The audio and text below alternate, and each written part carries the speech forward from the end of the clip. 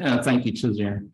I'm Patrick Blessinger, president of HETL, also an adjunct professor at St. John's University and the State University of New York at Old Westbury, where I teach graduate courses, masters, and doctoral students in different education courses, a whole variety of education courses, from learning difficulties to pedagogy to educational leadership. And also just want to mention that I'm also the editor of a journal of Applied Research in Higher Education. It's a Q2 journal in Scopus. And so if you're looking for a venue for any of your research papers, you're more than welcome to submit them there for consideration. So today I'm going to talk about higher education's role in the emerging environmental revolution. Okay, so I think, as everyone probably knows, in 2015, just 7 years ago, the United Nations launched their Agenda 2030. The Agenda 2030 is just another name for the Sustainable Development Goals, the SDGs. And that, 7 years on, we can look at, I think, and certainly history will tell us, I think, that it will be a watershed moment in human history. It's one of those reset points that doesn't come along very long. Perhaps the last reset point that we had in human history was probably World War II. After World War II, given the global scale of the conflict and everything that happened during then, all the atrocities, all the human rights abuses, et cetera, the world finally came to its senses in 1945 and said, this is enough. It's time the world come together. It's time that we create a global organization so that these sorts of atrocities don't happen again, and this kind of global conflicts don't happen again. The United Nations was the result, along with several other international organizations like the World Health Organization, the International Monetary Fund, the World Bank, et cetera. Okay, I think probably 20 or 30 years from now, we'll look back and I think we'll see that 2015 and the development of the Sustainable Development Goals will also be another reset point in human history, a point where we came to our senses again and said we have to do something about the climate change that is occurring, and the global warming, the pollution, et cetera. Higher ed, I think, has probably come to the party a little late, but better late than never. Okay, and 7 years on, I think we're seeing now higher ed starting to gain some traction in really having an awareness and come to the realization that, we need to get involved. Higher education needs to get involved. Institutional leaders need to have an understanding of sustainable development, the goals in particular, why they're necessary, and take concrete action. Okay, we can get to the next slide. All right, so this is in line with what all the earlier speakers have talked about. Right now, we're in 4.0, okay? And it's a very useful framework. If you go back to, this all starts with the Industrial Revolution of the late 1700s, around 1770, right around there, is a crucial period. By the way, that was another major reset point in human history. Probably the one, these are the three major reset points in the last 250 years. The Industrial Revolution, let's just say circa 1800, World War II, 1945, and then the Agenda 2030, Sustainable Development Goals 2015. But it all started with the Industrial Revolution. And if you look at the data, going back thousands of years, you'll see that GDP, if you want to look at it from an economic perspective, that you can look at this from any number of perspectives, or just quality of life indexes, was very flat throughout most of human history, if you want to go back 50, 60,000 years.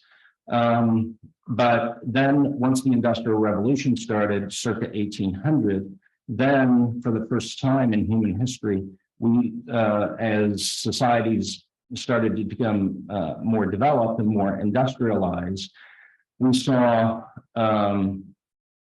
GDP per capita start to go up. And so there's a lot of positive outcomes from since the Industrial Revolution.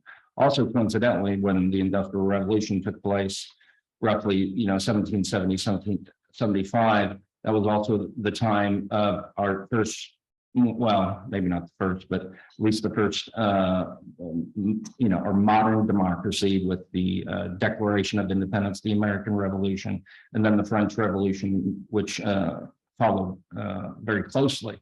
So in the span of about 5 or 10 years, you had this major industrial revolution taking place, you had this democratic revolution taking place at the same time, and they fed off of each other, okay? And all the research and the data, supports this. Then fast forward to the 1800s, mid to late 1800s, and then because societies started to become more industrialized, there was a need for better educated workers and employees. Around 1800, the average lifespan of a human being, the global lifespan of a human being, was about 28 years old. That is, if you were born in 1800, your likelihood of surviving past 20 years of age was not that good. Okay, but then because of all the developments, technological developments, scientific developments, in healthcare, et cetera, that have happened over the last 200 years, especially in the 20th century, we've seen the average life expectancy go up dramatically. Now, I think the global average is around 65 or 70. So that's a massive increase. And we've seen human intelligence, if you measure them by IQ scores, go up massively in all continents, okay? So what's the short of all this? Okay, what's the, I guess the bottom line to all of this? That there's been a tremendous amount of good that is, that mankind has benefited from since the Industrial Revolution. It's not all good. We've, there have been good outcomes politically, good outcomes economically, good outcomes socially and culturally, good outcomes technologically, but all of that more or less has been done at the expense of the environment. The environment has really been an afterthought, okay, in our rush to industrialize and improve, the quality of life and the standard of living for people around the world. We've largely ignored the impact on the environment that all that industrialization, all the pollution, all the carbon emissions was having on the environment. It was an unintended consequence. Okay. Well, now, over the last 50 years, I'd say, because of our advances in scientific knowledge, our ability to measure and have concrete data about climate change and temperature increases and carbon emissions that are trapping the greenhouse effect and that are trapping heat within the Earth's atmosphere. Now we can no longer claim ignorance that we don't know the impact on the environment. And all of that has, led up to the UN passing the Agenda 2030, the Sustainable Development Goals. Okay. So this is a useful framework, as previous speakers talked about, and also showed you, with the Industry 1.0, Industry 2.0, Industry 3, 4. We're also now, because we're in the year 2022, starting to talk about Industry 5.0. We're not quite there yet, but it's being discussed. Probably around 2030 is when we're going to see Industry 5.0 start to emerge. All of these, because all of these macro systems are interlinked, the political global system, economic global system, it's what we call the PESTE model, PESTE model, okay, political, economic, social, technological, and environmental. All these macro systems forces, their macro forces are interlinked. So what happens in one sphere will impact the other spheres also, just like we talked about the unintended consequence of the industrial and political revolutions that have had on the environment. So it's a very kind of, it is a simplified model, but that's where that's, even the best theories are simplified theories, right? They simplify reality, which can be enormously complex, but it's in that simplification, not simplistic, simple, very big difference. But in that simplification, we can have a better understanding of how these complex systems are work and interact with each other.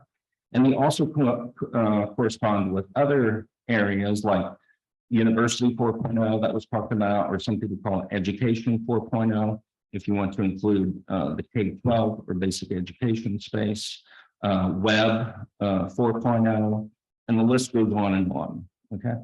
Okay, we can probably go to the next slide. Okay. So I'm not going to spend a whole lot of time on these, don't have enough time, plus other speakers have kind of touched upon them. But here is just some useful, and I've attached some time frames to them. So, the first industrial revolution, of course, was in Britain, started in 1760. That was mainly characterized by mechanization of manufacturing technologies, tools, machinery, steam engines. There's the steam engine. That was really the major mechanism, for driving that first industrial revolution. And all of these feed upon each other, and they serve as a base for the next revolution to come about, because they're all based on knowledge, and knowledge feeds on itself, okay, in a virtuous cycle, if you will. The second industrial revolution, go back, occurred in 1870 or thereabouts. These are circa approximately. Okay, so these are approximate dates. That was also known as the technological revolution, characterized by diffusion of electrification. Okay, we learned how to harness electricity. Okay, and mass production, mass transportation, trains, mass communication systems, the telegraph, and the telephone. The telephone, by the way, was, I think that was in the 1880s, okay? AT&T, I believe, was the first commercial telephone company, who was Alexander Graham Bell. I think he's credited for developing that. And then we fast forward to the third industrial revolution, 1960. Also known as the digital revolution. So now we have the creation of computers, digital computers in particular. And this was also known as the information age, okay? So digitization has had an enormous impact on transforming the world, our lives. Everything we're doing right here, is based on digital technology. But third revolution, electronics, computers, robotics. I'm old enough, by the way, to remember the first computer, personal computer that is, came out. The computer was created, well, depending on how you want to define it, but I guess the first modern computer was invented in the 1940s. And personal computers came around in the mid 70s. I was really intrigued when they came out, and when the, so I guess it was 1979, 1980, when the Atari 64 came out. You know, I saved up my money and rushed down to the local electronics store and bought one. Now the internet, that's different from the web. Okay, so I guess I'm getting a little history lesson here too. Okay, the web is the graphical user interface that sits on top of the internet. Okay, the web was created, or more specifically, the HTML protocol was developed by Tim Berners-Lee, I guess in the late 80s, but the internet actually goes back to 1969. That was a project by the US DoD, Department of Defense, the DARPA project, Defense, I forget the acronym stands for, but it was an advanced research project agency. That's what the ARPA stands for. And I think it's the Defense Agency Research Project Agency. But they developed the internet. They wanted a secure way in case there was a nuclear fallout. Remember, this was during the Cold War, and everyone was terribly afraid that we were going to get into a nuclear war between the US and the Soviet Union at the time. And so the Defense Department created a project to start the internet, which was, they wanted a way to create a redundant system in the case of a nuclear fallout, that if this site went down, the electronic system of communication would still work. Okay, so they did that based on packet switching technology, as I'm sure most of you are aware, and it worked fundamentally different than the way the voice telecom system worked, which was based, you know, at that point anyhow, on an analog system. But anyhow, so the internet can go back to the 1969, 1970. The web, so it was in use for, I guess, what, two decades before the web came about. Then when the web came about, and really the first web browser, which, what was that, Netscape, I think, I forget, in the early 90s, then it really started to take off. Okay, next slide. Now we're in the fourth industrial revolution. Okay, also known as Industry 4.0, characterized by hyperconnectivity and integration of biological, physical, and digital systems. Again, everyone feeds upon itself. Everyone acts as they take what all the developments that occurred, you know, before, and they build upon that, right? So we're in the era right now of the Internet of Things, where everything's going to be connected. If you have an iWatch or a smart watch, a phone, your refrigerator, your oven, your house, your security system, your computer, everything that is electronic will probably have an IP address and will have the potential being connected. Okay, and so that's being built out, you know, at a very, very fast rate. The other interesting thing to note, if you just take a step back and you kind of look at all of these revolutions at a, you know, like a 10,000 foot view, and you kind of do a thematic analysis, and you kind of look at the themes that are going on here. Each one, as each new revolution takes place, the time frame, you know, gets shorter and shorter, right? Because you have more knowledge. Knowledge builds upon itself. Knowledge feeds on itself, okay? And so when we went from industry, you know, 1.0 to 2.0, there was a long time frame, like 100 years, okay? But as each new revolution takes place, that time frame between revolutions seems to get shorter, which makes sense, right? We're also in the age of nanotechnology, big data. You've heard about this. Some of you do research in this area. Artificial intelligence, genetic engineering, that's going to be a game changer. It already is, now that we've mapped the human genome, and there's going to be a lot more, you know, genetic engineering take place, human machine interfaces, all sorts of medical applications, inserting electronic devices inside the body, in the brain. We already do that in the heart with pacemakers. It will continue to get more and more advanced. Okay. The fifth industrial revolution, we're probably looking at around 2030. We could call that Industry 5.0, and that will probably be characterized, again, more human-machine cooperation, personalization, so-called mass customization, and the list goes on. Okay. So all of these, have created what we call a global knowledge society. Oftentimes they refer to it as global knowledge economy. Okay, I tend to prefer the term global knowledge society, since that, to me, that's a little bit more broad and more inclusive of all the different spheres, including the economy. Okay, next slide. All right, so if we look at the data, and I love data, I'm a data guy, I'm data driven, I do the research. Even if I write a simple 800-word article for university news, world news, for example, I'll spend it will take me 10 or 15 hours to write it. The first 5 hours is just looking at the data, right? Researching the data, reading up on it, making sure I actually understand what I'm talking about, before I start typing words, into a Word document.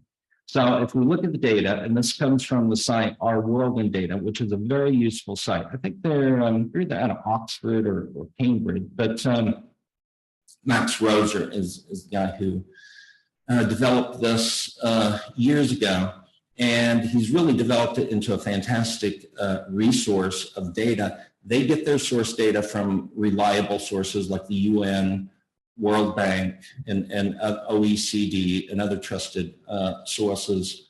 And if you look at this in the historical index of human development, how much time do I have? How much time do I have? I still get 20 minutes. Okay. So if you look at this, this is interesting, and it just shows a sample. Of course, you can't fit all the countries on here. It would be such a mess that you wouldn't be able to interpret it. So we only have a sample of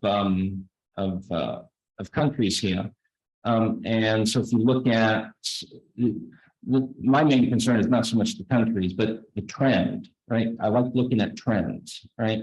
If you want to understand where the future is going, it helps to look at historical trends, right? And unless there is some major cataclysmic event, reset point, that happens, like a nuclear holocaust, right? Or we're hit with another asteroid the size of the one that killed the dinosaurs a long time ago. If you look at the historical data, then, there's a pretty good chance it will continue, into the future. So look, this goes back to 1870. That's roughly at the start of the second industrial revolution. And you can see that, for most countries, probably for, if not all countries, to one degree or another, there have been improvements in human development in terms of literacy, in terms of health, and any of the metric that you want to, measure human development on. Of course, you have to look at you also have to take a systems approach, at looking at this, because one infographic or one chart doesn't tell you everything you need to know. It's only one piece of the puzzle. Because the reality is there's still about 700 million people, children in the world that are illiterate. They still cannot read and write. 700 million out of the 8 billion people that are on the planet. Okay, so these trends are good, and there have been a lot of positives as a result of industrialization, let's say, and technology development, et cetera, and universal basic education and human rights, the Declaration of Human Rights that came out of the UN back in the 40s. But there's still a lot of work to do, because there's still a lot of, again, a lot of illiteracy out there. There's still a lot of hunger and extreme poverty out there. So still a lot of work to do. And that's where the Sustainable Development Goals come in. The Agenda 2030. They address the Sustainable Development Goals are not just about climate change. That's just one aspect of it. They also have goals that cover poverty and literacy and all these other problems that still plague humanity. Okay, next slide. And so here you can see that this is the life expectancy at birth. So now you can see that women outlive men on average, okay, I guess by about 5 or 6 years. And that trend, what's interesting about that particular metric is that that's been true for, our recent history. This goes back to 1950, but I've looked at the data going back to 1800, where the life expectancy was 28 years old. So that's a huge improvement in just a little over 200 years, all right, to go from 28 years to almost 70 years life expectancy. That is a massive improvement, okay? All right, next slide.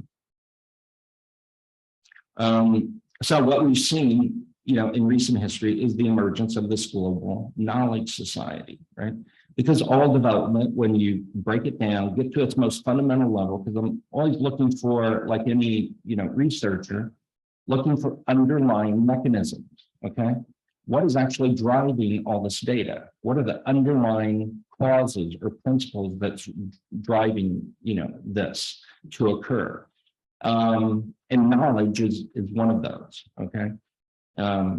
So, one of the main things that cuts across these revolutions is the speed of technology adoption that I talked about earlier, okay? There's been an exponential growth in the global knowledge base, okay? Because again, knowledge feeds upon itself. That's what we do as researchers, as innovators, as educators, right? We look at research that's already been done in journals, in books, and articles, and then we want to build upon that, right? So in order to build upon it, you have to first of all know what is the existing knowledge base, right? And then once you know what the existing knowledge base says, then you can start working on the gaps, filling in the gaps, identifying the gaps in the knowledge. And so that creates what I call a virtuous cycle of innovation and knowledge production, all right, leading to this hyper-connected, hyper-independent global knowledge society.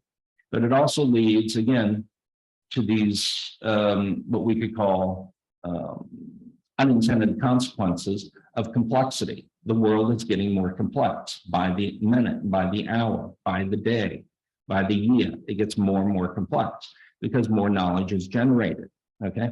We have a better understanding of the world. We have a much better understanding of human genetics, broadly speaking, and genetics in particular. We've mapped the human genome. We're continuing to fine tune that, however. So we understand a lot of the complexity. Our understanding of the complexity gets better every day. But it also reveals just how much complex the world actually is, okay? And so increasing complexity leads to greater uncertainty, which leads to greater risk, right? Because risk by definition, or at least one definition, is uncertainty. Risk is a measure of uncertainty, right? So now risk management, for example, that's why insurance is so, all different forms of insurance are so popular right now. They're a form of risk management. That's why education is so important, right? Especially basic education, but increasingly even higher education. Okay, and when I say higher education, I mean tertiary education. That's inclusive of further education, continuing education, technical schools, just anything post-secondary. Okay. So more complexity tends to create more uncertainty, which tends to create more risk. Okay, so these are the kinds of sort of relationships and trends that I look for when I'm looking at all of this data. Okay, so one of the in education, by the way, is a form of risk management. Okay, if you want to think of it like that now. if you want to think of it like that, because it's an insurance policy. When you educate a kid, he's really developing an insurance policy to guard against future uncertainty. How does he do that? Well, by becoming an educated, knowledgeable human being who's capable of, self-regulation, okay, capable of self-learning, capable of a high degree of personal agency, okay? And so that's what, again, if you break it down to its most fundamental bare essence and look at the underlying mechanism, that's, I think, what it's all about, okay? Next slide. Okay, so more on the knowledge society, which we are deep into. We live, of course, we're all familiar with globalization. The whole topic of globalization was super hot back in the 80s and 90s. Many of you remember Thomas Friedman coming out with the book, the Earth is Flat or the World is Flat, okay? That's all it's about. He was just talking about, globalization. It was not a new concept. Other people had written about it, but he had written about it in a way and had come up with a catchy title, okay? So as much marketing as it was anything else, that it caught, and they put it out there at the right time, that it kind of caught the public imagination, and so it became very successful. All right. We've talked a lot about today, about creativity, critical thinking. Really, that's what Bloom's taxonomy is all about, if you're familiar with that. Because what is at the top of Bloom's taxonomy? It's creativity, it's creation, it's producing a product. And that's what, the earlier speakers were talking about also. What's at the bottom of Bloom's taxonomy? It's knowledge, because it's the base, okay? But if you stop at just being a consumer of knowledge, okay, then you're going to get stuck at level one, right? And we don't want our students being stuck at level one. However important that is, and it's extremely important, because you can't go to the higher levels unless you have a really good knowledge base, okay? Unless you're engaged in mastery learning and are engaged in a rigorous program of knowledge acquisition, but it's got to go beyond that, right? You have to be able to know how to use it, right? In innovative and creative ways, in rigorous ways. You have to know how to analyze data, apply it in very complex situations, okay? And then ultimately go from, in addition to being a critical thinker, being a creative thinker, right? Where you're actually producing something that is unique, innovative, and new. You're producing new knowledge, and so there's a big trend right now around the world for the last 20 or 30 years, maybe more, undergraduate research. Some of you may be involved in that. That's its goal, right? Undergraduate research, for example, is how do you gauge undergraduate students in the research process, okay? There are different ways to do that. But the whole idea behind that is that you're taking them from just being knowledge consumers to knowledge producers, right? And that's a very different way of thinking, right? It's a very different mindset, right? But I, strongly believe that we should be producing students who are knowledge producers, right? Not just consumers of knowledge. Because the fact is, okay, in this day and age, and the earlier speakers talked about this, okay? Students do not go to university to access knowledge. They don't, because they can get that knowledge anywhere. They already have access to knowledge, okay?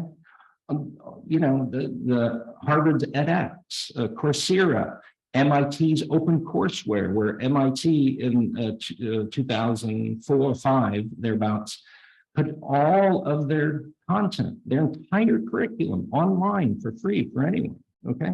So the content is out there, free for everyone, and it should be, okay? Everyone already has access to knowledge, okay? That's not why kids go to university and higher learning. They want more than just access, right? They want to be part of a rigorous process where they have professors and educators and other people that will, will help them become critical and creative thinkers, right? Help them move up that taxonomy of higher education, of learning objectives, okay?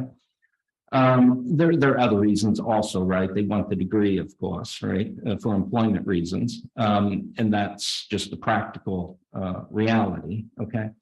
And so undergraduate research, that's a very good program. I've co-edited a book on that, and came out 3 or 4 years ago, okay, with Routledge.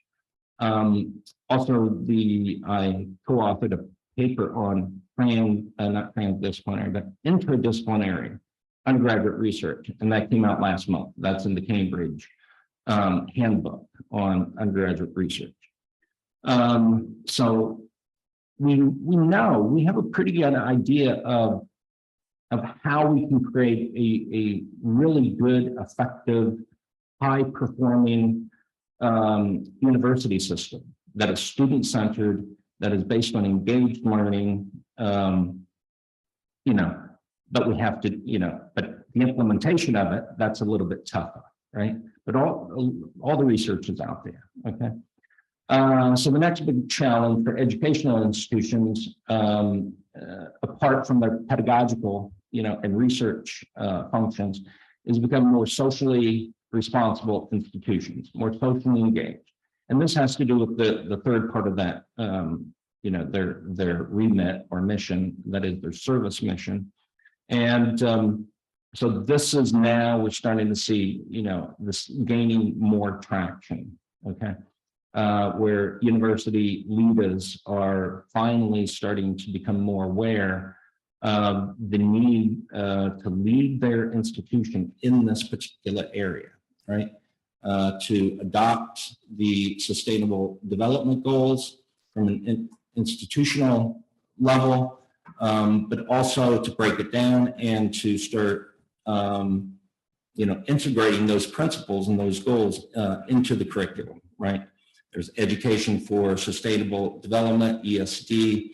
A lot of research going on in this area right now. But we are in the midst of an environmental revolution, right? And higher education needs to be involved in that, both at the leadership level and at the faculty level. And we're gonna see some amazing things come out of this environmental revolution, right? We're already seeing amazing things with electric vehicles, for example. And some states, I think like California, I read, have mandated that all vehicles sold in the state of California have to be electric, I think by 2030 or 2035. So governments are starting to take it serious, and higher education institutions are a little late to the party, but better late than never. I'm starting to see some traction there also. Yeah. Okay, so how much time? Okay.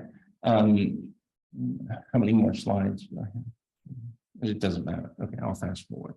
Okay, so let's see here.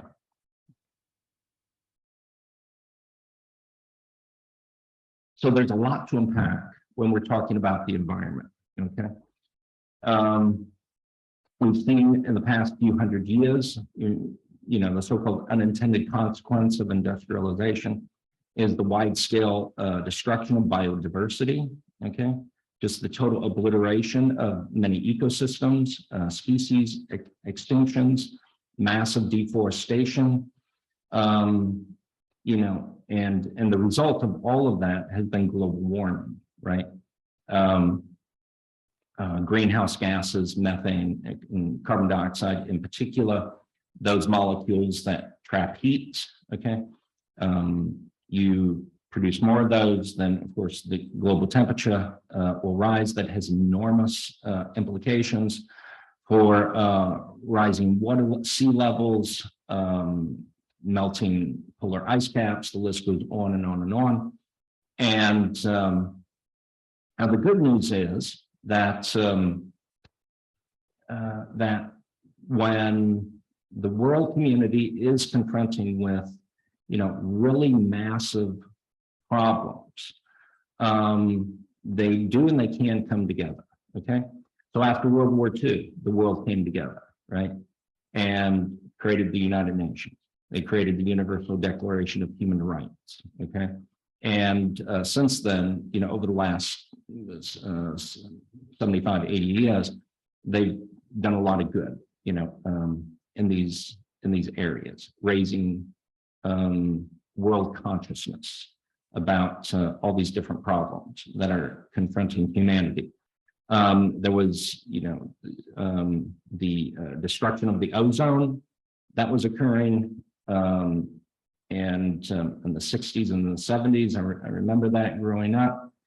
And then the CFCs, the production of CFCs, chlorofluorocarbons, that are, destroying the ozone layer, which is very important. Okay, and the world came together and they banned CFCs. And you saw the curve if you look at the data. I don't know if I got that curve in here, but it just, once they started banning those CFCs, it just a matter of several years, and now it's almost down to zero. So the world can come together and make the right decisions, but unfortunately, sometimes they wait almost until the last minute before they do that. Okay, so mainstreaming sustainable development, has increasingly become a matter of survival. Okay, all right, next one. Oh, here. Okay, so here the global atmospheric CO2 concentration, and you can see it's been fairly stable for hundreds of thousands of years. Okay, one of the things to keep in mind is that the Earth is 4.56 billion years old. It's taken 4.5 billion years to create this paradise of a planet where these ecosystems and the Earth itself has become fine-tuned for life. Okay, and that has been the case for the last hundreds of thousands of years. Then we fast forward to the Industrial Revolution, okay, and you see the spike go up. So in a matter of about 200 years, we've we've made a lot of improvements to the humankind and the planet, but unfortunately that came at the expense of the environment. So now we have to do something about that, and it's not too late. Okay, here you see the global warming trend since 1880. Okay, now 1 degree may not seem like a lot. Okay, but it's significant. When you get up to 2 or 3 degrees, even at 1 degree, we're feeling the impact. Wait until we get to 3 degrees or 4 degrees. Okay, we'll really feel the impact. Okay, next slide. All right, and so this shows if we stay at our current policies, we can expect maybe a 2.5 degree increase in average global temperatures. That will have a huge impact.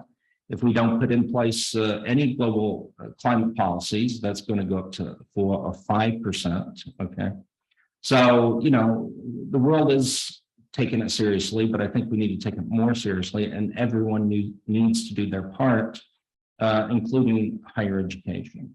Okay, next slide. Here's the slide on the ozone depleting substances. So you can see that in the 1990s, late 1980s, we finally got together. We came up with an international ban on ozone destroying substances, ozone depleting substances, like the chlorofluorocarbons, CFCs, and others. And you can see, just in a matter of a few decades, we've pretty much eliminated the problem. So it can be done. The science is there. It's not a scientific problem, all right? We have the science, we have the data. It's unequivocal.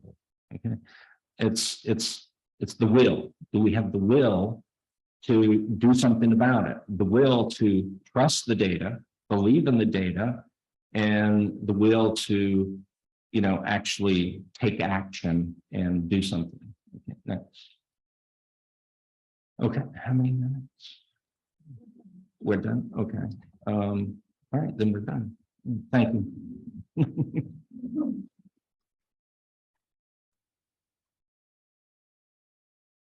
Thank you so much for your valuable contributions to the society. And I will just give you your gifts and certificates and things if you can just come out. Oh.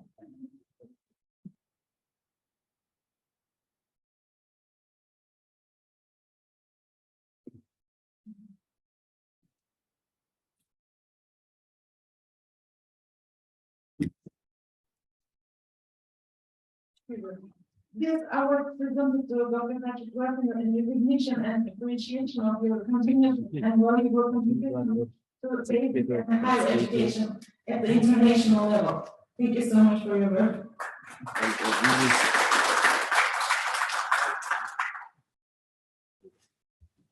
This is other. This is a Turkish strategy game. It's called Nagala. I really like it. And this is our. Oh.